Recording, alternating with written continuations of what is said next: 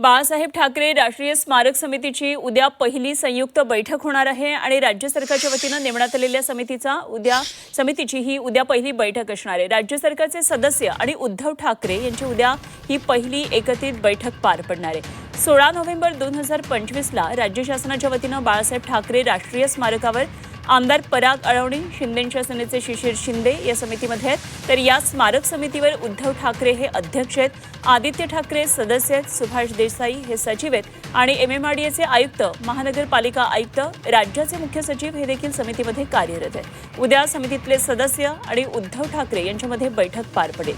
बाळासाहेब ठाकरे यांचे जन्मशताब्दी वर्ष सुरू आहे, त्यामुळे स्मारकाचं काम लवकरात लवकर पूर्ण व्हावं यासाठी प्रयत्न केले जाणार असल्याची माहिती मिळते। तर स्मारकाचा पहिला टप्पा पूर्ण झालेला आहे आणि दुसऱ्या टप्प्याचं काम हे निधी अभावी सध्या रखडलेलं आहे।